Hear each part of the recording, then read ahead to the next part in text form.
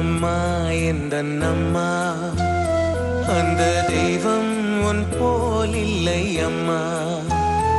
அன்பு அம்மா அம்மா எந்தன்னம்மா, அந்த தெய்வம் உன் போல் இல்லை அம்மா. தொப்புள் கொடியா ஒரு தோட்டம் அமைத்தார், பிள்ளைக்கனியாய் என்னை படைத்தார். உன் உயிர் கரைத்து என் உடல் வளர்த்தாய். ஒன்றல்ல நீ செய்த தியாகம் நான் வெல்வதே ஒரு தாயின் சபதம். அன்பு அம்மா அம்மா எந்தன்னம்மா, அந்த தெய்வம் உன் போல் இல்லை அம்மா.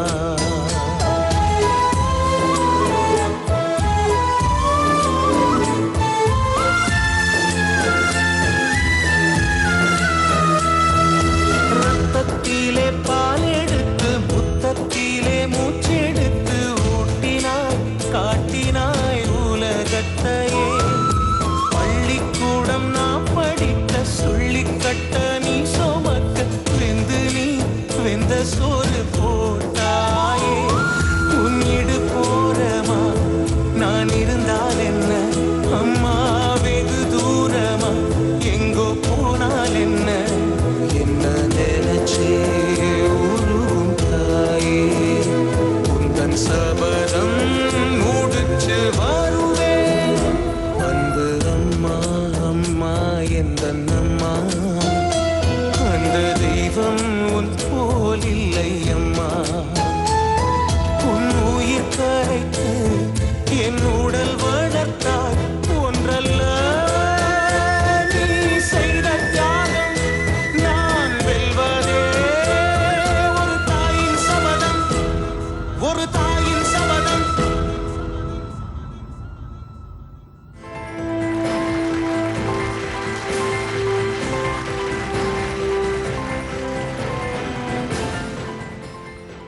ஜீ தமிழ் தொலைக்காட்சியின் ஒரு தாயின் சபதம் நிகழ்ச்சிக்கு உங்களை வரவேற்பதில் மகிழ்ச்சி.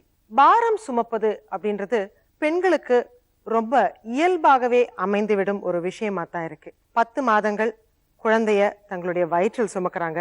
அதற்கப்புறமா தான் வாழும் காலம் வரை அந்த குழந்தைங்களை தன்னுடைய நெஞ்சில் சுமக்கிறாங்க அப்படின்னு சொல்லுவாங்க.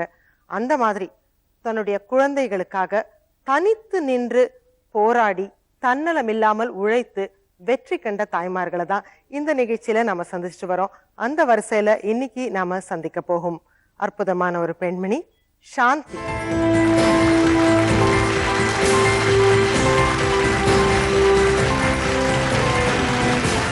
வணக்கம் சாந்தி. எங்க நிகழ்ச்சிக்கு வந்ததுக்கு முதல்ல உங்களுக்கு நன்றி. உங்களை சந்திக்கிறதுல எங்களுக்கு எல்லாம் ரொம்ப மகிழ்ச்சி. சாந்தி, இப்ப என்ன பண்ணிட்டு இருக்கீங்க? இப்போ நான் வீட்டில் போய் விற்றுன்னு இருக்கிறேன். கடை போட்டிருக்கீங்களா இல்ல தெரு மேலே விற்பாங்க, வீட்டில இருந்தும் விற்பாங்க. தெருல கூட எடுத்துட்டு கூடையில் போய் எடுத்துன்னு போய் விற்பேன். சாந்தி, உங்களுடைய வாழ்க்கையில நீங்க நிறைய போராட்டங்களை சந்திச்சிருக்கீங்க, சவால்களை சந்திச்சிருக்கீங்க, அதெல்லாம் மீறி வெற்றி கண்டிருக்கீங்க. அதை பத்தி நாங்க கொஞ்சம் பேசி தெரிஞ்சுக்கிட்டோம். இங்க நேயர்களுக்கு உங்க வாழ்க்கை ஒரு பாடமாக அமையும் அப்படின்ற நோக்கத்தோடு உங்களுடைய வாழ்க்கையை பத்தி கொஞ்சம் இங்க பேசலாம். முதல்ல நீங்க பள்ளிக்கு போயிருக்கீங்களா? இல்லை, போகல. பள்ளிக்கே போகல. ஒன்னாவது ரெண்டாவது படித்தேன். அது ஆனால் படிப்பு வரல. வீட்டுல அக்கா தங்கச்சி எல்லாம் இருந்தாங்களா? அக்காலாம் எல்லாம் இருக்கிறாங்க. அது அவங்க தனியாக இருக்கிறாங்க, வெளியில் இருக்கிறாங்க. நம்மளுக்கு அவங்களும் சம்பந்தம். பட் சின்ன வயசுல யார் அக்கா அண்ணா யாராவது இருந்தாங்களா கூட? கூட இருந்தாங்க. தம்பி இருந்தாப்புல கூட. ரெண்டாவதுலயே படிப்பு நிறுத்திட்டீங்க. கல்யாணம் ஆற வரைக்கும் என்ன செஞ்சுட்டு இருந்தீங்க? வீட்டுல வேலை செஞ்சோம். வீட்டு வேலை. அம்மா அப்பா கஷ்டப்படுறாங்கன்னு சின்ன வயசுல இருக்க பார்த்து கொஞ்சம் ஒரு வீட்டு வேலைக்கு விட்டுருந்தாங்க. வீட்டு வேலை செஞ்சுன்னு இருந்தோம். அதுக்கப்புறம் கொஞ்சம் பெருசாகிட்டோம். அது போகிறதுக்கு விருப்பப்படலை. வீட்டில் அதிகமாக வேலை வாங்குறாங்கன்னா அந்த கஷ்டத்தை ஒன்றும் அனுபவிக்க முடியல. அதனால எங்கள் அப்பா அம்மா வீட்டிலே தங்கிடு, நாங்கள் சம்பாதிச்சு வந்து போகிறோம்னாங்க. பெரிய பொண்ணாயிட்டு வீட்டில் இருந்துட்டோம். நல்லா சந்தோஷமா இருந்தது அந்த வாழ்க்கை? அந்த வாழ்க்கை சந்தோஷமா இருந்தது. ரொம்ப சந்தோஷமா இருந்தோம். எங்கள் அப்பா, எங்கள் அம்மா, எங்கள் தம்பி எல்லாரும் இருக்க பார்த்து ரொம்ப சந்தோஷமா இருந்தோம். திருமணம் என்ன அவங்க பார்த்து வச்சாங்களா? நானே பார்த்துக்கணும். என் வாழ்க்கையை நான் பார்த்துக்கணும். எங்கள் வீட்டுக்காரர் நானே கல்யாணம் பண்ணிக்கணும். நான் போயிட்டு 8 வருஷம் எங்கள் வீட்டுக்காரர் கூட வாழ்ந்தேன். யார் அவர்? என்ன செஞ்சுட்டு இருந்தாரு? எப்படி அவரை சந்திச்சீங்க? அவங்க கொத்தனார் வேலை செஞ்சாங்க. எங்க அப்பா கூட டிரைவரா இருந்தாங்க அவங்க அப்பா. நாங்க 2 பேரும் சாப்பாடு எடுத்துன்னு போவோம் எங்க அப்பா அம்மாவுக்கு. அவங்க அப்பாவுக்கு அவர் சாப்பாடு எடுத்துன்னு வருவாரு. அப்போ நாங்கள் 2 பேரும் பழகி எங்கள் வீட்டுக்காரையே நெட்டுன்னு போய் கல்யாணம் பண்ணிக்கினாங்க. என் வீட்டுல ஒத்துக்கலையா? எங்கள் அப்பா தரமாட்டேன்னுட்டாங்க. எதனால? அது வந்து அந்த ஏரியா சரியில்லை, கொடுக்க மாட்டோன்னு சொன்னாங்க. அதனால சரி நாங்களே விருப்பப்பட்டு கல்யாணம் பண்ணிக்கணும். ஸோ அதுக்கப்புறம் அப்பா அம்மாவோட பேச்சுவார்த்தை இல்லையா? நாங்கள் ஒரு வருஷம் சென்று அப்பா அம்மா கிட்ட பேச்சுவார்த்தை வச்சுக்கணும். எங்கள் வீட்டுக்காரர் திடீர்னு ஓட்டு போட வந்தாங்க, எலெக்ஷன் வந்ததுன்னு. அந்த பழக்கத்தில் எங்கள் அப்பா கூப்பிட்டு என் பொண்ணை இட்டுன்னு வந்து காட்டுனாங்க. எங்கள் மாமியார் வீட்டுக்கும் எங்கள் வீட்டுக்காரர் இட்டுன்னு போனார். அப்படியே ஒன்றா ஆகிட்டோம். நாங்கள் ஒன்றாகி மாசமாக இருந்தோம். எங்கள் மாமனார் இறந்து விட்டாங்க. எங்கள் பெரிய பொண்ணு மாசமாக இருக்க பார்த்து செத்துட்டாங்க. அப்படியே குடும்பத்தோட எல்லாம் ஒன்றாவே இருந்தோம். அதுக்கப்புறம் எவ்வளவு பசங்க இப்போ? எனக்கு 2 பொண்ணு, ஒரு பையன். எனக்கு 2 குழந்தை நல்ல மாதிரியா பொண்ணுங்க பிறந்து இருந்தது. 3வது குழந்தை பிறந்தது. 6 மாதம் என் பையன் குழந்தை பிறந்து இருக்க பார்த்து எங்கள் வீட்டுக்காருக்கு மஞ்சக்காமலை வந்தது. அவங்க கொத்தனார் வேலை செஞ்சுன்னு இருந்தாங்க. தண்ணி சாப்பிட்டாங்க, மருந்து மஞ்சக்காமலை மருந்து சாப்பிட பார்த்தே தண்ணி சாப்பிட்டு இருக்க பார்த்து யாரும் சாப்பிடக்கூடாது, மருந்து இதாகிடும்னு சொன்னாங்க. மீறி சாப்பிட்டுட்டு எங்கள் வீட்டுக்காரரு பெரிய ஆஸ்பத்திரியில் 1 மாதம் வச்சுருந்தோம். வச்சிருந்து எங்களால் முடியல. அது மருந்து வந்து உள்ளுக்கெல்லாம் போய் மஞ்சக்காமலை வந்திருக்கும் போதே சாராயம் குடிச்சிருக்காங்க. ஆமா. ஸோ அந்த அளவுக்கு பழக்கம் இருந்திருக்குன்னா அதுக்கு முன்னால எப்படி அந்த பழக்கத்தினால ஒன்றும் பிரச்சனை இல்லையா? நானா அப்புறம் பழக்கமாயிடுச்சு. ஆமா, பட் அந்த திருமணமாயி அந்த காலகட்டத்துல எல்லாம் உங்களை ஒன்றும் பிரச்சனை பண்ணாம வச்சிருந்தாரா? பிரச்சனை பண்ணாத சந்தோஷமா தான் வச்சிருந்தாங்க. அப்புறம் பசங்க அடி அதெல்லாம் கிடையாது? இல்லைங்க சார், அதெல்லாம் என்ன எங்க வீட்டுக்காரர் நல்லா தான் வச்சிருந்தாங்க, எந்த குறையும் கிடையாது. ஸோ மஞ்சக்காம்பால வந்து அதோட சேர்த்து சாராயமும் குடிச்சதுனால இறந்துட்டாங்க. உடம்புல ஊறி போச்சுன்னுட்டாங்க. ஒன்றும் பண்ண முடியாதுன்னு சொல்லிட்டாங்க, ரத்தத்தில் கலந்துருக்குன்னு சொல்லிட்டாங்க. அப்போ பசங்களுக்குலாம் என்ன வயசு? என் பெரிய பொண்ணுக்கு 5 வயசு, என் சின்ன பொண்ணுக்கு 3 வயசு, பையன் 6 மாசத்துக்கு குழந்தை. அப்போ அவர் இருக்கும்போது நீங்க ஏதாவது வேலை செஞ்சுட்டு இருந்தீங்களா? இல்லை, எங்கள் வீட்டில் வேலைக்கெல்லாம் அனுப்ப மாட்டாங்க. எங்கள் மாமியாருக்கு வீட்டில் இருக்கிறவங்களுக்கு வேலை செய்ய தான் எனக்கு கரெக்டாக இருக்கும். அடுத்தது எங்கள் நாத்தனா ஒருத்தவங்க கீரை வைப்பாங்க, அவங்களுக்கு போய் கீரை அறுத்தாந்து வைப்பேன். நான் வெளியிலலாம் போய் வியாபாரம் பண்ண மாட்டேன். எந்த வேலைக்கும் எங்கள் வீட்டுக்காரர் அனுப்ப மாட்டாங்க, நான் வீட்டில் தான் இருப்பேன். அப்புறம் நாத்தனாரும் கொழுந்தனாரும் ஒரு மாதிரி பேச ஆரம்பித்தாங்க. இடையில எங்கள் மாமியார் செத்துட்டாங்க. அவங்க ஆதரவில் இருந்துக்கின்னு இருந்தேன். அவங்க செத்துட்டா போகிற அங்கே இருக்க பார்த்து ஒரு மாதிரி பேசினாங்க. எனக்கு ஆம்படியம் இல்லைன்னுட்டு எங்கள் நாத்தனா வந்து அவங்க சின்ன அண்ணன் கூட கூட்டின்னு ஒரு மாதிரி நெக்கலாக பேசினிருந்தேன். அதை தாங்காத நான் மரானை ஊற்றி கொளுத்தின்னு அந்த கோவத்தனோட கொடுமையாக எங்கள் வீட்டுக்கு வந்துட்டேன்.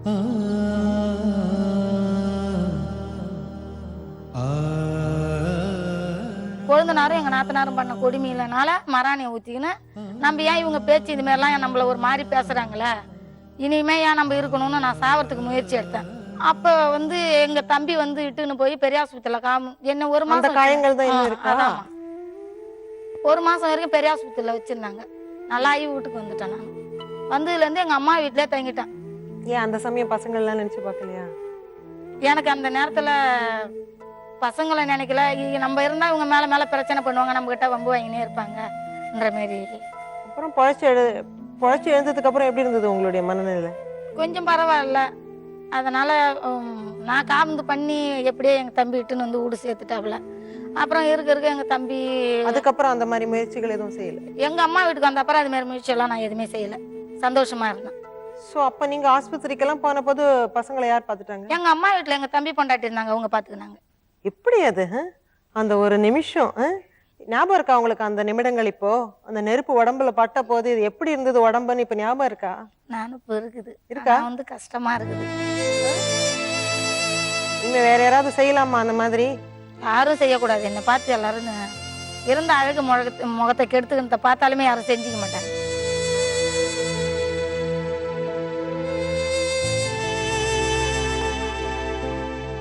உங்களை பத்தி சொல்லிட்டாங்க, உங்க நடத்தைய சொல்லிட்டாங்கன்ட்டு ஒரு ரோஷம். ஆமா, பேசுறவங்க பேசுவாங்க, என்ன பண்ணணும்? அவங்களுக்கு நம்ம வாழ்ந்து தானே காட்டணும். இப்ப அதுதான் முயற்சி எடுத்துக்கிறோமே, அதனாலதான் வாழ்ந்து காட்டுறேன். யாரு 3 பிள்ளையும் வச்சு வாழ்ந்து காட்டணும் திறமையா.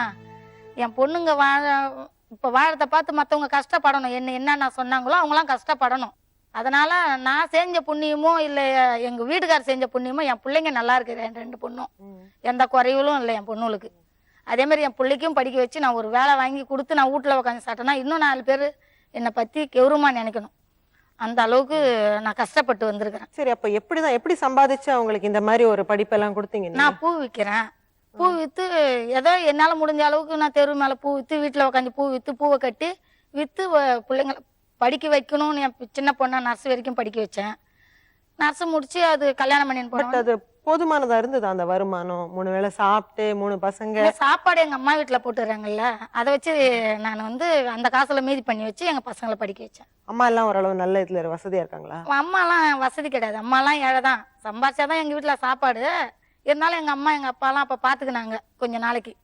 அதனால பிள்ளைங்களை படிக்க வைக்கணும்னு தோணிடுது. நம்ம படிக்கலனாலும் நம்ம பிள்ளைங்க படிக்கணும், படிக்க வைக்கணும், அதுங்க வந்து நம்மளுக்கு நல்லது கெட்டதெல்லாம் சொல்லி கொடுக்கணும்ன்ற மாரி எனக்கு அந்த ஆரோக்கியமே வந்து பசங்களை படிக்கணும்னு கடன் உடை வாங்கி படிக்க வச்சுக்கினே இருந்துட்டேன். பசங்க எப்படி உங்களுக்கு உதவியா இருந்தாங்களா எப்படி? எங்க பசங்கெல்லாம் எனக்கு உதவியா தான் இருந்தாங்க. நம்ம சொல்ற பேச்செல்லாம் நம்ம பசங்க எதுவும் இது மறுக்காதுங்க. நம்ம சொல்றதுக்கு நம்ம பேச்சு கேட்குங்க. எல்லா வேலையும் செய்வாங்க. நான் பூ வித்துட்டு வந்து சாப்பிடுவேன். எனக்கு துணி முத கொண்டு எங்க பிள்ளைங்க தான் துவைச்சு போடும். அதான் சின்ன வயசுல நீங்க வந்து கஷ்டப்பட்டேன். கஷ்டப்பட்டது அவங்களுக்கு இன்னும் உங்களை விட நல்லா ஞாபகம் இருக்கும்னு நினைக்கிறேன். ஆமா. அதனால அவங்கள இப்ப நம்ம அரங்கத்துக்கு கூப்பிடலாம். வாங்கம்மா.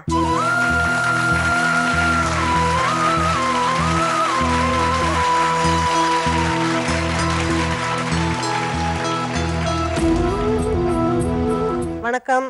சந்தியா சரண்யா சரண்ராஜ் இல்லையா? வணக்கம் சரண்ராஜ். இதுல யாரு சந்தியா, யாரு சரண்யா? நான் சரண்யா. ஓகே.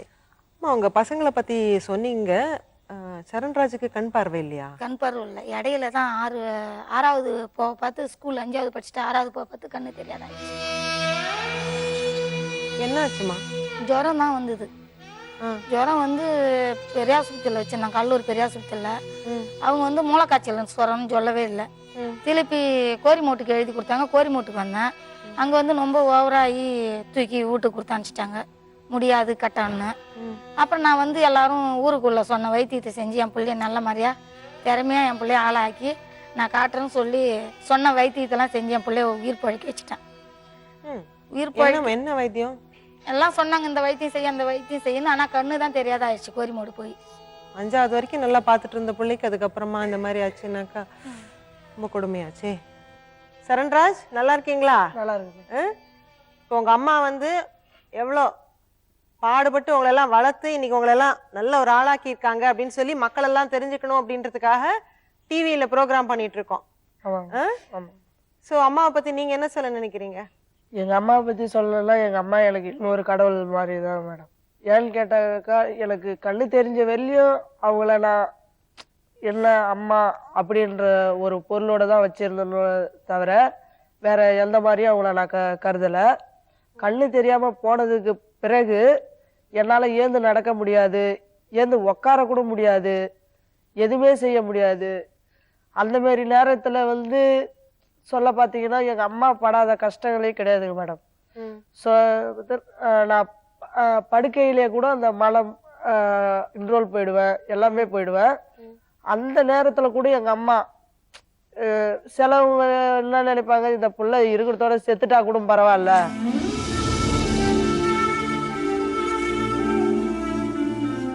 வேற ஒருத்தவங்களா இருந்தா அப்படி நினைச்சிருப்பாங்கன்றீங்க? கண்டிப்பா நினைப்பாங்க மேடம். எனக்கு தெரிஞ்ச வரையும் இப்போதைக்கு இருக்கிற காலகட்டத்தில் அப்படி நினைக்க வாய்ப்பு இருக்கு மேடம். ஆனா எங்க அம்மா வந்து எங்க அம்மாவும் சரி எங்க அக்காவுங்களும் சரி என்ன ஒரு கூட பிறந்தவனு கூட நினைக்காம அவங்க புள்ள மாதிரியும் அதை சுத்தப்படுத்தி அந்த மாதிரி நேரத்துல எனக்கு ஒரு விஷயம் தோணுங்க மேடம். இந்த மாதிரி வேலையெல்லாம் செய்யறாங்களே, நம்ம இருக்கிறதோட செத்தே இருக்கலாம் அந்த டாக்டர் சொன்ன மாதிரி அப்படின்னு சொல்லிட்டு நினைப்பேன் மேடம். அப்புறம் என்ன தோணும், நம்ம செத்துட்டா நம்ம அம்மாவை யார் பாத்துக்குவா இன்னொரு நினைப்புன்னு தோணுங்க மேடம். அப்பையில இருந்து முயற்சி எடுத்து எங்க அம்மாவுடைய ஒவ்வொரு கஷ்டங்களையும் நான் புரிஞ்சுக்கின்னு என்னுடைய முயற்சினால அவங்களோட கஷ்டத்தை பார்த்து என்னால ஏந்திருக்கவே முடியாதுங்க மேடம்.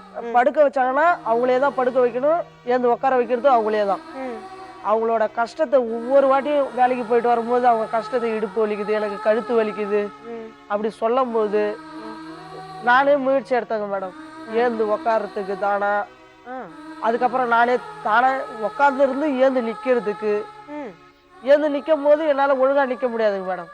குனிஞ்சிக்கின்னு இடுப்பு வளைச்சிக்கின்னு கழுத்தை இப்படி திருப்பிக்கின்னு ஒரு மாதிரி பாத்துக்கின்னு அப்படிதான் மேடம் இருப்பேன். அப்ப வந்து எங்க அம்மா ஒரு அவங்களுக்கு தெரிஞ்ச ஒரு முறையில பல்ல வெட்டி என்ன அது உள்ள நிக்க வச்சு புதைச்சி என்னுடைய கால்களை நேராக்கி அந்த ஒரு கஷ்டம் அந்த அப்ப புதைக்கும் போது கூட நினைப்பாங்க ஒரு கஷ்டப்பட்டு இருக்காங்க. நம்ம புள்ளைய புதைச்சுதான் நம்ம இது போல செய்யணுமா அப்படின்னு ஒரு நிலைமை கூட அவங்களுக்கு ஏற்பட்டிருக்கு மேடம்.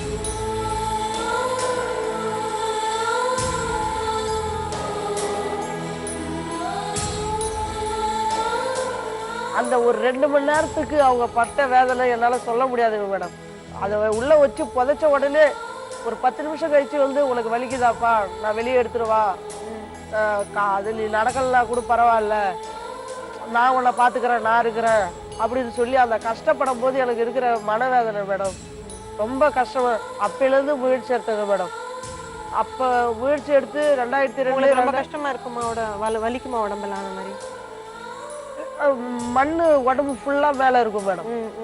கால் உள்ள வச்சு புதைச்சிடுறாங்க இல்லையா மேடம். அப்ப வந்து ஓவரா மண்ணு இருக்கும், இறுக்கமா இருக்கும், உடம்பு இறுகின தன்மை அப்படி இருக்கும் மேடம். சோ அதுலதான் கடைசியில அவருக்கு குணமாச்சா?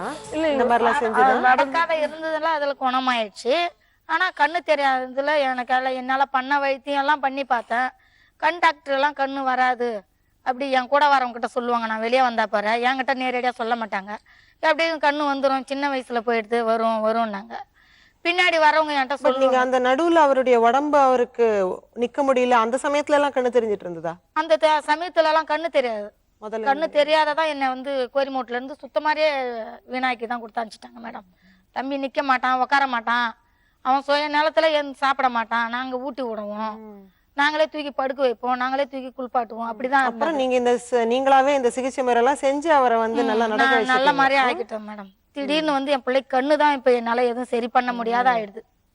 அது நானும் பல டாக்டரை பார்த்தேன், வரும்னு சொன்னாங்க. இது வரைக்கும் என் பிள்ளைக்கு 21 வயசு ஆகுது, கண்ணு வரல. பட் எவ்வளவு அழகா பேசுறாரு. சாதாரணமா எங்களுக்கு கூட இவ்வளவு கோர்வையா அழகா பேச தெரியாது, இவ்வளவு அழகா பேசுறாரு. என்ன பண்றமா சரண்ராஜ்? என்ன படிக்கிறேன்? நான் தமிழ் 2nd இயர் படிக்கிறேன் மேடம், பிரசிடென்சி காலேஜ்ல. பிரசிடென்சி காலேஜ்லயா? Okay okay. அது எப்படி நீங்க சொல்றத கேட்டுட்டு அப்புறமா பிரெயில்ல பரீட்சை எழுதுவீங்களா? அந்த பிரெயில் முறை வந்து எனக்கு பாதியில கண்ணு போனதுனால கத்துக்கிறதுக்கு கொஞ்சம் சிரமம் மேடம். அதனால டேப் ரெக்கார்டு முடியும். எனக்கு 6வதுல இருந்து 10வது வெளியே பாத்தீங்கன்னா இங்க வந்திருக்காரு மேடம், என் நண்பர், கூட படிச்ச நண்பர், அவருதான் மேடம் எனக்கு சொல்லி கொடுத்து, அந்த 10வதுல கூட அவன் சொல்லி கொடுத்ததுனால கூட நான் ஃபர்ஸ்ட் வந்திருக்கலாம் அப்படின்னு எனக்கு ஒரு எண்ணம் மேடம். என்னது 10வதுல ஃபர்ஸ்ட் வந்தீங்களா? ஆமா, மாற்றுத்திறனாளிகள்ல தமிழ்நாடு அளவுல நான் தான் மேடம் ஃபர்ஸ்ட். ஓ, மாற்றுத்திறனாளிகள்ல. சூப்பர். Yes madam. அது சர்வசாதாரணமா சொல்லிட்டீங்க. உங்க ஃப்ரெண்டுக்கு அதுல பாதி கிரெடிட் வேற கொடுத்துட்டீங்க.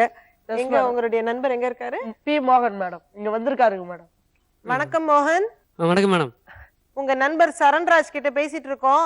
அவர் சொல்றாரு வந்து அவருடைய வெற்றியில வந்து பாதி வந்து பங்கு உங்களுக்கு தான், நீங்க தான் அவருக்கு சொல்லி கொடுத்தீங்க அப்படின்னு. மேடம், அதாவது அவர் 6வது படிக்க வந்தாரு.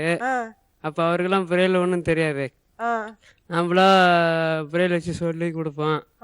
எல்லாம் அந்த கேள்வி தெரியலன்னா மறுபடியும் படிச்சு காட்டுவான். அதெல்லாம் நல்லா ஒப்பிப்பாரு, கரெக்டா ஒப்பிப்பாரு.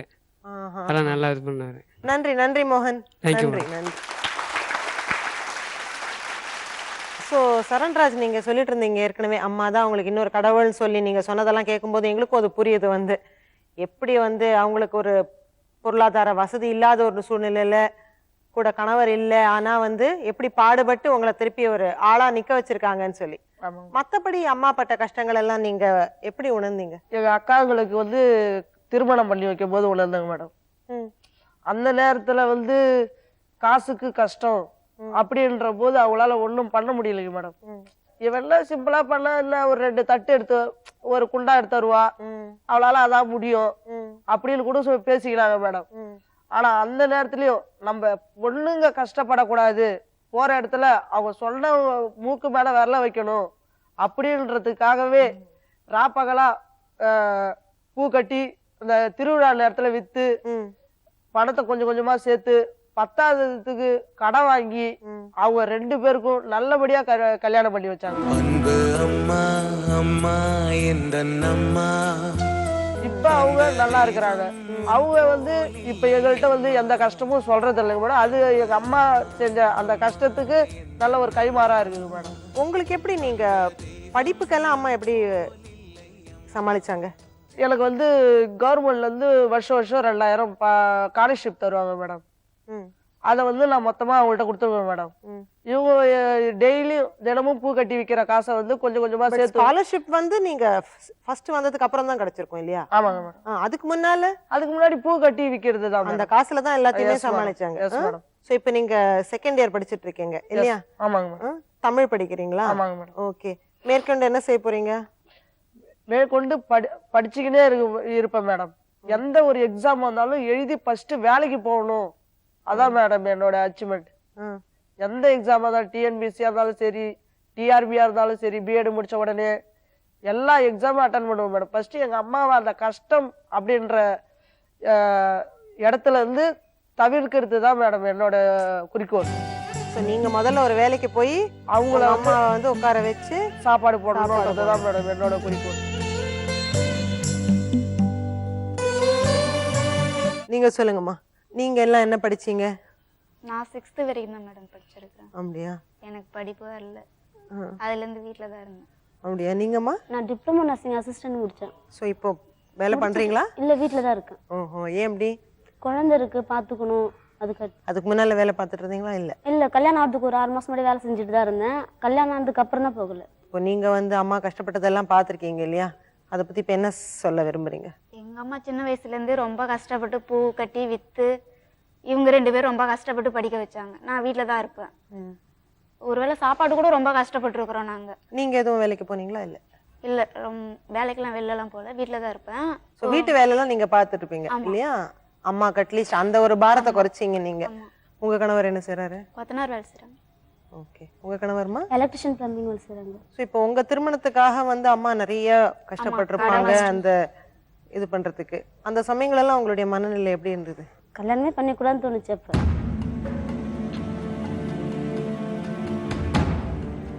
என்னால அதிகமா எங்க அம்மா கஷ்டப்பட்டாங்க.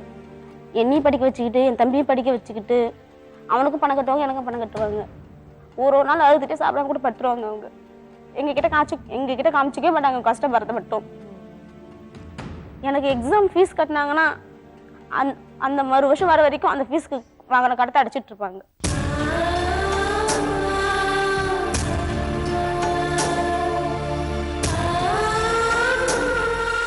இந்த நர்சிங் படிக்கணும்னு நீ தான் ஆசைப்பட்டியா? எங்க அம்மா தான் ஆசைப்பட்டாங்க. நான் 12th முடிச்சுட்டு வீட்டில் தான் இருக்கிறேன்னு நான் சொன்னேன். இல்லம்மா ஏதாச்சும் படிக்கணும் அப்படின்னு சொல்லிட்டு என்ன அவங்க தான் ரொம்ப ஃபோர்ஸ் பண்ணி என்ன படிக்க வச்சாங்க. எதனால அவங்க இன்னும் படிக்கணும்னு நினைச்சீங்கம்மா? நம்ம படிக்கல, நம்ம பிள்ளைங்க படித்தா நம்மளுக்கு நல்ல வாய்ப்பு கிடைக்கும், நல்லா அதால பெருமை கிடைக்கும். பிள்ளைங்க படிச்சுட்டு போனால் ஒரு வேலைக்கு போனால் நம்ம ஏதோ நம்மளுக்கு படிப்பு தான் முக்கியம் அப்படின்னு. படிப்பு தான் முக்கியம். நம்ம படிக்காததோடு தானே இப்படிலாம் கஷ்டப்படுறோம். படிச்சிருந்தா ஒரு கடையிலையோ ஒரு வேலைக்கோ நான் போயிருப்பேன். நான் படிக்காததோடு இவ்வளோ கஷ்டப்பட்டுட்டேனே, நம்ம பிள்ளைங்களும் கஷ்டப்படக்கூடாது. அதை வச்சு நான் ரொம்ப முயற்சி எடுத்து படிக்க வைக்கணுன்ற முயற்சியில் கடனோட வாங்கி படிக்க வைக்கணும். யார் உதவியும் தேவையில்ல, நம்ம பிள்ளைங்க படிச்சா அதே போதும்னு சொல்லிட்டு நான் விட்டுட்டேன். ஆனா அவங்களுக்கு இனிமே படிப்பு வரலன்னு அவங்களே டிசைட் பண்ணிட்டாங்க. என்னை வந்து சின்ன வயசுல ஹாஸ்டல்ல சேர்த்துட்டாங்க எங்க அப்பா இறந்த உடனே.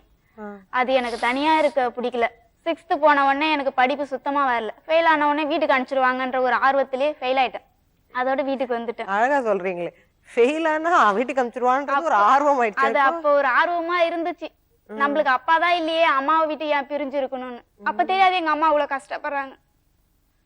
அதுக்கப்புறம் வீட்டுக்கு வந்த பிறகுதான் தெரியும். அந்த சின்ன வயசுல அவ்வளவு புரியல. அவ்வளவு புரியல எனக்கு. அதுக்கப்புறம் வீட்டுக்கு வந்துதான் கஷ்டப்படுறாங்கன்னு தெரியும். ஒருவேளை சாப்பாட்டுக்குள்ளார கூட ரொம்ப கஷ்டப்படுவாங்க. ஆனா ஒரு சொந்தக்காரங்க கூட உதவி பண்ணவே மாட்டாங்க எங்களுக்குன்னு. இப்ப பொண்ணுங்க எல்லாம் சந்தோஷமா இருக்காங்களா? என் பொண்ணுங்கெல்லாம் ரொம்ப சந்தோஷமா இருக்கு. எனக்கு ரொம்பவும் சந்தோஷம் இதுதான். இதோட என் புள்ள படிச்சு வேலைக்கு போய் என் புள்ள சந்தோஷமா இருக்கணும், நான் சந்தோஷமா இருக்கணும். என் பொண்ணு சந்தோஷமா இருக்கிறத பார்த்து எங்களுக்கு சந்தோஷமா இருக்கு. சிலவங்க நகை போடலன்னா வீட்டுக்கு அனுப்புவாங்க. உங்க அம்மா நல்ல 4 பேர் நல்ல துணி எடுத்து தரல போன்னு சொல்லுவாங்க. அந்த குறைலாம் எனக்கு கிடையாது. என் 2 மருமகனுமே வீட்டுக்கு அனுப்ப மாட்டாங்க. நினைச்சா என்னால திருப்பி செய்ய முடியாதுன்னா உங்களுக்கு தெரியும் மேடம். நாங்க கல்யாணம் பண்ணி லவ் மேரேஜ் தான் பண்ணிட்டோம் 2 பேருமே. 2 பேர் வீட்லயுமே மாமியாரும் சரி வீட்டுக்காரங்களும் சரி அது வாங்கிட்டோம் இது வாங்கிட்டோம்னு யாருமே அனுப்பிச்சுக்கிட்டு. இது வரைக்கும் 8 வருஷம் ஆக போகுது. அடுத்த மாசம் வந்தா ஒரு நாள்ல கூட எங்க அம்மா வீட்டுக்கு கோச்சின்னு வந்ததே கிடையாது. இருக்கிற கஷ்டத்துல பொண்ணு நம்ம வீட்டுக்கு வந்து போச்சு பாரு, அக்கம் பக்கம் எதனா நினைப்பாங்கன்னு சொல்லிட்டு எங்க அம்மா கஷ்டப்படக்கூடாதுன்னு நாங்களும் வீட்டுக்கு வரமாட்டோம். இதே மாதிரி உண்மையிலே சந்தோஷமா தானே இருக்கீங்க? உண்மையாலுமே சந்தோஷமா தான் இருக்கிறோம். ஒரு நாள்ல கூட எங்க வீட்டுக்காரர் என்ன அடிச்சதும் கிடையாது, அது மாதிரி நான் வீட்டுக்கு வந்ததும் கிடையாது. என் பசங்களுக்கு இப்போ 2-3 வருஷமா என் தம்பி நல்லது கெட்டதெல்லாம் செய்யறான். நீங்கம்மா, உங்களுடைய திருமண வாழ்க்கை எப்படி இருக்கு? எனக்கு எந்த கஷ்டமும் கிடையாது. எங்கள் மாமியாரும் சரி எங்கள் வீட்டுக்காரும் சரி, நானாக சண்டை போட்டுட்டு வந்தாதான் உண்டு. ஏதாச்சும் ஒரு சின்ன பிரச்சனை கூட அதை நான் கொஞ்சம் பெருசு பண்ணிவிடுவேன். எனக்கு கோவம் டக்குன்னு வந்துடும். நான் உடனே கோச்சிட்டு எங்கள் அம்மா வீட்டுக்கு வந்துடும். அப்போ கூட ஒரு வார்த்தை கூட தப்பாகவே பேச மாட்டாங்க. வீட்டுக்கு வந்தால் கூட வந்து வாசனை வீட்டுக்கு போகணும்னு எங்கள் வீட்டுக்காரர் கூப்பிடுவாரு, எங்கள் மாமியார் கூப்பிடுவாங்க. அவங்கெல்லாம் எதுவுமே குறைய சொல்ல முடியாது. அம்மா என்ன சொல்லுவாங்க அந்த மாதிரி? எங்கள் அம்மா அவங்க பக்கம் தான் பேசுவாங்க. அப்போ நான் கொஞ்சம் எப்பயுமே கோவம் கொஞ்சம் எனக்கு அதிகமாக வந்துடும். எங்கள் அம்மா சொல்லுவாங்க அடிக்கடி, கோவப்படாதம்மா. எங்கள் அம்மா ரொம்ப எவ்வளோ கஷ்டத்தை அனுபவிச்சு கோவமே எங்கள் அம்மாவுக்கு வராது. அப்படி தன்னை மாரி கோவம் வந்தால் அழுதுருவாங்க. என்கிட்ட சொல்லுவாங்க, கோவம்லாம் வரவே கூடாது, நான் அம்மா வீட்டில் இருக்க பிறகு தான் கோவம் வரணும், அங்கெல்லாம் போன பிறகு கோவம் வரக்கூடாது. எங்கள் அம்மா எனக்கு அட்வைஸ் பண்ணுவாங்க. ஸோ மற்றபடி உங்கள் அம்மாவுக்கு என்ன பிடிச்ச விஷயம் பிடிக்காத விஷயம்லாம் உங்களுக்கு தெரியுமா? எங்க அம்மா அவங்க சந்தோஷமா இருந்தா நாங்க சந்தோஷமா இருந்தா போதும், அவங்க சந்தோஷமா இருந்தா போதும். ஸோ உங்கள் அம்மாவுக்கு சந்தோஷங்கிறது உங்கள் மூலமாக தான். அவங்க எந்த இதுவும் ஒரு நல்ல நல்ல கூட ட்ரெஸ் போடல கூட நாங்கள் போட்டு போய் காமிச்சா எங்கள் அம்மாவுக்கு அவ்வளோ சந்தோஷமா இருக்கும். அதே சொல்லுவாங்க, அவங்களே காசு கொடுத்து கூட எடுத்து போட்டுக்கோன்னு சொல்லி நிறைய டைம் காசும் கொடுப்பாங்க. ஆனால் ஒரு நல்ல நாளில் கூட அவங்க ஒரு ட்ரெஸ் கூட போடவே மாட்டாங்க. ஏமா கடை எனக்கு இதுக்கப்புறம் என்ன அப்படின்னு கேட்பாங்க. சரண்ராஜ், நீங்க படிச்ச ஸ்கூலா? ஹெட் மாஸ்டர் வந்திருக்காங்களாமே? நான் படிச்ச ஸ்கூலோட HM சார் மேடம். ஓகே, வணக்கம் சார். வணக்கம் மேடம். சார், சரண்ராஜ் பத்தி சொல்லுங்க. முதலாவது நான் சரண்ராஜுக்கு தான் நன்றி சொல்லணும். இந்த வாய்ப்பு எனக்கு கொடுத்ததுக்கு. இவ்வளவு நாள் 3 வருடம் ஆயிடுச்சு நான் ரிட்டையர்ட் ஆகி. இருந்தாலும் 4 வருடம் அவரோட நான் பழகி இருக்கிறேன் ஸ்கூலில். அதை ஞாபகம் வச்சுட்டு என்னை இங்கே வர வச்சதுக்காக அவருக்கு நன்றி சொல்லுறேன். இவரை முதல்ல ஞாபகம் வச்சுட்டீங்க சரண்ராஜ்? மேம், நான் அதாவது 6th 7th 8th 9th இது சும்மா சாதாரணமா படிக்கிற படிப்பு மாதிரி தான் மேடம் படித்தேன். அது சும்மா பாஸ் ஆனா போதும், அடுத்த கிளாஸ் போனா போதும். ஆனா 10ஆம் வகுப்பு உடனே அது பப்ளிக் கவர்மெண்ட் பரீட்சை அப்படின்றதுனால HM சார் எனக்கு ரொம்ப ஊக்கத்தை கொடுத்தாங்க. மேடம், நீ நல்லா வருவ, நல்லா படி. நான் 468 எடுத்து ஸ்டேட் ஃபர்ஸ்ட் வந்திருக்கேன்னா மாற்றுத்திறனாளிகள்லயே அந்த ஒரு வார்த்தையே அதுல முக்கியமான காரணம் மேடம். உங்களை அவர் ஞாபகம் வச்சுட்டு கூப்பிட்டுருக்காருன்னு சொல்றீங்களே, அவர் சும்மா ஞாபகம் வச்சுக்கல, அதுக்காக தான். அதாவது முதல்ல அவர் சந்தித்த நிகழ்ச்சி சொல்கிறேங்க. இப்போ பக்கத்தில் உட்காந்துருக்காங்களா மேரி டீச்சரே இவர் தான் கூட்டின்னு வந்தாங்க அட்மிஷனுக்கு. அப்போ நான் இந்த அம்மாவை பார்க்கும்போது இந்த அம்மா தீக்காயங்களோடு இருக்கிறாங்க, எப்படி படிக்க வைப்பாங்க அப்படின்னு சொல்லிட்டு நான் ஒரு யோசனை தான் இருந்தது. இருந்தாலும் என்ன வேலை செய்கிறாங்கன்னு அந்த டீச்சரை கேட்டால் அவங்க பூ கட்டி தான் சார் படிக்க வைக்கிறாங்க அப்படின்னு சொன்னாங்க. அப்புறம் சரண்ராஜை பொறுத்த வரைக்கும் நல்லா பிரைட்டாக இருந்தார். அதனால் என்ன செய்து நாங்கள் அட்மிட் பண்ணி அவருக்கு இப்போ ஸ்பெஷல் கேர் கொடுத்தது எல்லாம் 4 டீச்சர்ஸ் தான். இருந்தாலும் நான் அவ்வப்பொழுது இவர்கள் மேலே அக்கறை உடையவனாக இருந்து ஒரு ஆசிரியர் அல்லது ஒரு தலைமை ஆசிரியர் என்ன செய்யணுமோ அதை முறைப்படி செய்தேன். நான் 10வது படிக்கும் பொழுது இவருடைய ஆர்வத்தை 9ஆம் வகுப்பில் ஆர்வத்தை பார்த்தோம். இவருடைய தாயாருடைய ஆர்வம் தான் ரொம்ப முக்கியம். அதாவது தாயில் சிறந்தது ஒரு கோயிலும் இல்லை என்று சொல்கிற வாக்கியத்துக்கு திருமதி சாந்தி ஒரு உதாரணமாக எடுத்துக்கொள்ளலாம். ஏனென்றால் மகன் மேலே மிகுந்த அக்கறை உடையவராக இருந்தாங்க. படிக்க வச்சது மட்டும் இல்லாமல் அவருடைய முன்னேற்றத்தில் அதிகமான அக்கறை எடுத்தவனாக இருந்தாங்க. எங்கள் பள்ளி சார்பில் மாணவனை வாழ்த்துக்கின்றோம். இன்னும் தொடர்பில் தான் இருக்கார். அவர் அடிக்கடி என்னிடத்தில் செல்ஃபோன் மூலமாக பேசுவார். அதனால் அவருக்கு நான் அப்பப்போ ஊக்கம் கொடுத்து வருகிறேன். நல்ல நிலையில் தாயாருடைய அன்போடு அவர் நல்ல நிலைக்கு உயர்ந்து வருவார் என்று நம்ம நம்புகிறோம்.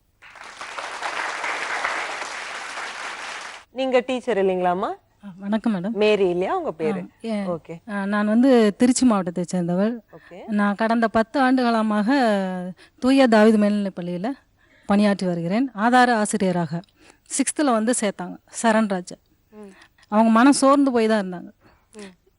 ஏன்னா அவங்களுடைய முழு விவரத்தையும் நாங்கள் எழுதுவோம். அப்போ சொன்னாங்க, நாங்கள் பூ கட்டி தான் சம்பாத்தியம் செய்கிறேன் அப்படின்னு சொல்லி.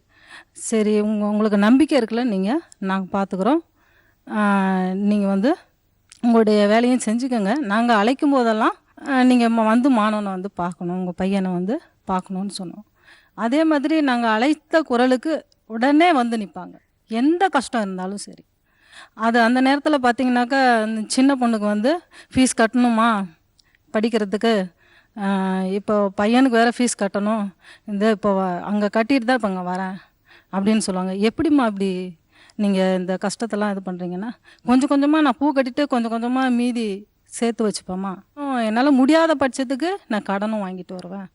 இந்த அளவுக்கு வந்திருக்காங்கன்னா அவங்க எடுத்த சபதத்துக்கு அது ஒரு வெற்றி தான்.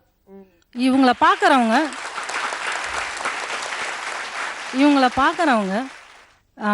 தவறான முடிவுக்கு போகாத எல்லா பெற்றோர்களுமே இந்த மாதிரி தனித்தன்மையாக இருக்கிற இந்த விதவைகள் எல்லாமே ஒரு நல்ல ஒரு சபதம் எடுத்து வாழ்க்கையில் முன்னுக்கு வருவாங்க. இந்த நிகழ்ச்சி பார்க்குறவங்க எல்லாம் வருவாங்கன்னு நான் சொல்கிறேன். மேலும் சரண்ராஜ் வந்து நல்ல ஒரு வந்த சூழ்நிலையிலேருந்து நல்ல ஒரு சுறுசுறுப்பாகவும் ஒரு கம்பீரமாக அவனோட பேச்சும் நடையும் இருக்கும். கேசட் மூலியமாக அவனுக்கு கேள்வி பதில்கள்லாம் பதிவு பண்ணி கொடுப்பான். அவனுக்கு புரியாததெல்லாம் விளக்கமாக சொல்லுவோம், கேட்டுக்குவான். தெரியாததும் வந்து கேட்டுப்பான். வகுப்பறையில் நடத்துகிற ஆசிரியர்கள்ட்டையும் நல்ல விளக்கம் கேட்டுக்குவான். ஆசிரியர்களும் நல்லபடியாக படிக்கிறான் அப்படின்னு தான் சொல்லுவாங்க. அப்போ வந்து பல கலை நிகழ்ச்சிலையும் கலந்துக்கிறாரு. பார்த்தீங்கன்னா பாட்டில் நல்ல இன்ட்ரெஸ்ட். அப்படியா சரண்ராஜ்? நல்லா பாடுவீங்களா? அதுவும் பாடுறதுக்கு ரொம்ப பிடிக்கும் போல இருக்கு. என்ன பாட்டு பாடுவீங்க? என்ன உங்களுடைய ரொம்ப பிடிச்ச பாட்டு? கானா பாட்டுலாம் பாடுவாங்க இல்லையா மேடம், பழனி, அந்தோணி, அவங்களுடைய பாட்டுலாம் ரொம்ப பிடிக்கும் மேடம். அதை கேட்டு அதை கொஞ்சம் மனப்பாடம் பண்ணி வச்சுக்கோங்க. ஏதாவது ஒரு பாட்டு பாடுங்க.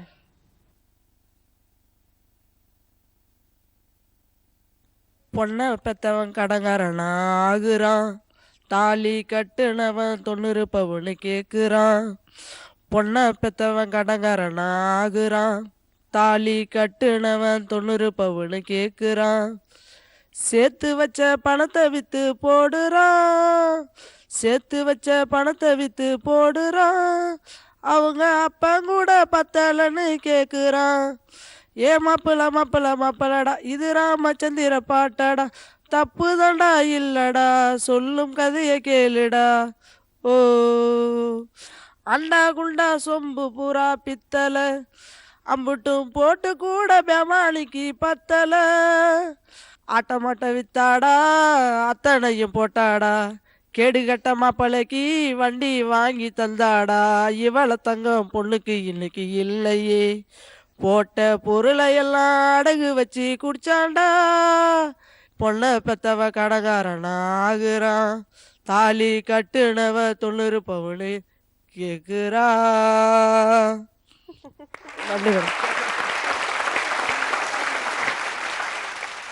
ரொம்ப நல்லா பாடுறீங்க சரண்ராஜ், நல்லா பாடுனீங்க. மெயினா இந்த பாட்டு மனப்பாடம் பண்ணதுக்கு எங்க அம்மா தான் மேடம் காரணம். பாட்டு தெரியாது மேடம். என் பிள்ளைய கேஸ்ட் வாங்கியாந்து போட்டு ஏன்னா ஒரு கேஸ்ட் வாங்கியாந்து கொடுன்னு கேட்பேன். என் பிள்ளை வாங்கியாந்து கொடுக்கும். அதை போட்டு தனியா இந்த பாட்டை நீங்க தான் குறிப்பா அவரை மனப்பாடம் பண்ண வச்சீங்களாமே? அப்படி இல்லைங்க மேடம், இவங்களோட அந்த ஒரு எங்க அக்காவெல்லாம் கல்யாணம் பண்ணி கொடுத்தாங்க இல்லைங்க மேடம், அந்த ஒரு ஞாபகத்துல இதை நான் மனப்பாடம் பண்ணி வச்சுக்கணும் மேடம். ஆனா அந்த பாட்டுக்கு இதுக்கும் எங்களுக்கு சம்பந்தமே இல்ல மேடம். உண்மையாலுமே சொல்றேன், எங்க குடும்பத்துல இதுக்கு சம்பந்தமே இல்ல. என்ன வெறுப்பேத்துறியா நீ? எங்க வீட்டுல 2 மாப்பிள்ளையுமே எங்க வீட்டுல இவங்களை எதையுமே கேட்டது கிடையாது. இதுக்கு இந்த பாட்டுக்கு சம்பந்தமே கிடையாது. யார் ஒண்ணு வந்து கேட்டாங்க? உங்க வீட்டுலதான் தங்கமான மாப்பிள்ளை கிடைச்சிருக்காங்கல்ல, எதுக்கும் தயார் பண்ணி வச்சிருந்தீங்களாக்கோ நீங்க?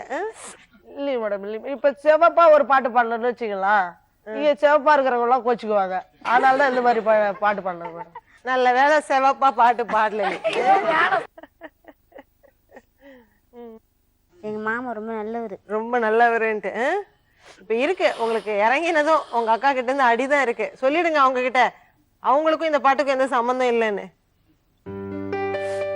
என்ன சொல்லுடா. Sorry sister. Sorry sister. Very good. அதான் அவரை வந்து இன்னும் வருங்காலத்துல அவர் என்ன ஆகணும்னு நினைக்கிறீங்க நீங்க? நான் வந்து வாத்தியாரா ஆகணும். என் பிள்ளை 4 பேருக்கு பாடம் சொல்லி கொடுக்கணும். நான் கஷ்டப்பட்டு படிக்க வைக்கிறேன்னு எல்லாரும் வாத்தியாரையும் நான் வந்து போய் எங்கள் பிள்ளைய நல்லா படிக்க, எப்போ ஸ்கூலுக்கு போனாலும் போய் ஹெட் மாஸ்டரை பார்த்துட்டு தான் போவேன். எங்கள் பையன் படிக்கிறானா, எங்கள் பையன் நல்லா இருக்கிறானான்னு சொல்லிட்டு. உங்கள் பையன் மேலே எந்த குறையும் இல்லைன்னு தான் சொல்லுவாங்க. அதுமாரி நல்லா படிக்க வச்சு அவங்க ஒரு 4 பேருக்கு நல்ல மாதிரி ஒரு 4 பேருக்கு படிப்பு சொல்லி கொடுக்கணும்னு ஆசைப்படுறீங்க. இப்போ வந்து நீங்க அம்மா கஷ்டப்பட்டு படிக்க வைக்கிறாங்க அப்படின்றத உணர்ந்து இருக்கீங்க. Yes madam. உங்களுக்கு வேற விதமா உதவி கிடைச்சதுன்னா? இன்னும் எனக்கு இப்போ நான் வந்து இடையில எக்ஸாம் எழுதி வேலை கிடைச்சா கூட போகிறதுக்கு கொஞ்சம் யோசிப்பேன் மேடம். நம்மளுக்கு ஹெல்ப் பண்ணுறாங்க, அவங்க ஹெல்ப் பண்ணுறத வச்சு இன்னும் படித்து பெரிய வேலைக்காக போனால் ஹெல்ப் பண்ணுறவங்களுக்கும் சந்தோஷமாக இருக்கும். பிஹெச்டி முடித்து நான் ஒரு டாக்டர் பட்டம் வாங்கினா, ஓ நம்ம ஹெல்ப் பண்ண பையன் இவ்வளோ பெரிய ஆளாயிட்டான் அப்படின்னு சொல்லிட்டு அவங்களுக்கு ஒரு சந்தோஷமா இருக்கும் மேடம். ஓகே. உங்களுடைய அம்மா இங்க வந்திருக்காங்க இல்லம்மா? வந்துக்கிறாங்க மேடம். பெரியம்மா? பெரியம்மா தான் இருக்கிறாங்க மேடம். வணக்கம்மா. வணக்கங்கம்மா. இங்க இருக்காங்க, சாந்தி இருக்காங்க, உங்க பேர பிள்ளைங்க எல்லாம் இருக்கு. சரிங்க. ஸோ சாந்தியை பத்தி என்ன சொல்ல விரும்புறீங்க நீங்க? நல்ல தைரியமான பொண்ணு இல்ல? அது தைரியமான பொண்ணு. அது ரொம்ப நாளாக 18 வருஷம் அது அங்கே கணவர் இறந்து இருக்கும்போதும் கஷ்டம் தான் பட்டுது, இப்போ இறந்த பிறகும் கஷ்டம்தான் படுது. அப்படி இருந்தாலும் யாரும் உதவி செய்ய, நாங்கள்லாம் கூட 10 காசு அதுக்கு உதவி செஞ்சது கிடையாது. சொந்தக்காரங்க இடத்துலையும் போய் அந்த பொண்ணு நின்னது கிடையாது, தான் பிள்ளைங்களையும் அனுப்புனது கிடையாது. அது உழைப்பிலேயே தான் அது அந்த பிள்ளைங்களாம் முன்னேற்றத்துக்கு படிக்க வச்சு, அது பொம்பளை பிள்ளைன்னா இப்போ ஒரு ஆம்பளை இருந்து அந்த பிள்ளைங்களுக்கு சீர் செய்யணுன்னாலே ரொம்ப கஷ்டப்படுவாங்க. அந்த கஷ்டத்தெல்லாம் அது பச்சை தண்ணியாவது குடிச்சிக்கிட்டாவது அந்த மக்களை நம்ம வளர்த்து எதிராளிக்கு ஒரு எதிர்ப்பாக அந்த குழந்தைங்கள நம்ம வாழ வைக்கணுன்ற ஒரு வைராகியத்தோடு வாழ்ந்து காட்டணும். நம்ம குழந்தனா மாமியாரெல்லாம் இப்படிலாம் நம்மளை தூத்துனாங்களே, இவங்க முன்னால் நம்ம பிள்ளைங்கள முன்னேற்றத்துக்கு கொண்டு வரணும்னு சொல்லிட்டு அந்த பொண்ணு முயற்சி எடுத்து இன்னமும் கஷ்டப்பட்டுக்கின்னு வருது. பிள்ளைய வந்து 6வது படிச்சுட்டு வந்த பிள்ளை தான் ஜுரம் வந்தது. உடனே 6வது படித்ததுலேருந்து இது வரலையும் அவனுக்கு கண்ணு தெரியாது, நொடிப்பு அடிக்கடி வரும். அந்த பொண்ணு மதுரையிலேருந்து என்னென்ன ஊருக்கெல்லாம் தோல் மேலெல்லாம் தூக்கி போட்டு தான் போவோம். கஷ்டப்பட்டு தான் அந்த பிள்ளைய வளர்த்துது. நானாவது போயிட்டு அதுக்கிட்ட ஒரு வேளை சாப்பாடு வாங்கி சாப்பிடுவேன். அது வந்து நம்மளை எதுவும் கேட்டது கிடையாதுமா. அது என்னுடைய வாழ்க்கையே அது விதமா இப்போ முன்னேற்றத்தை கொண்டு வருது. எனக்கு மேலே பேசுறதுக்கு வரல. நன்றி, வணக்கம்மா.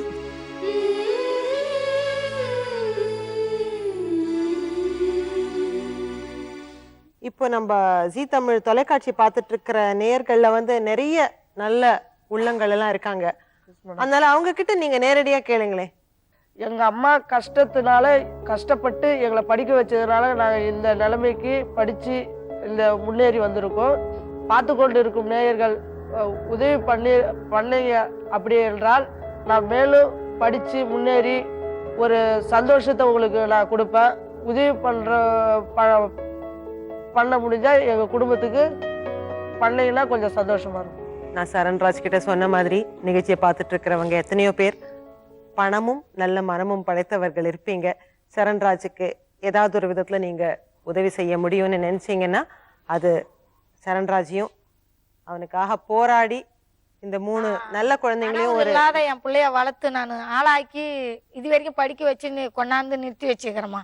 இதுக்கப்புறம் ஏதாச்சும் எனக்கு வந்து மேலே செஞ்சால் என் பிள்ளைய நேரடியாக படிக்க வைப்பேன். இவ்வளோ அவ்வளோவா எங்கள் வீட்டுக்காரர் இல்லாததை நான் படிக்க வச்சுட்டேன்றது எவ்வளோ பெருமை.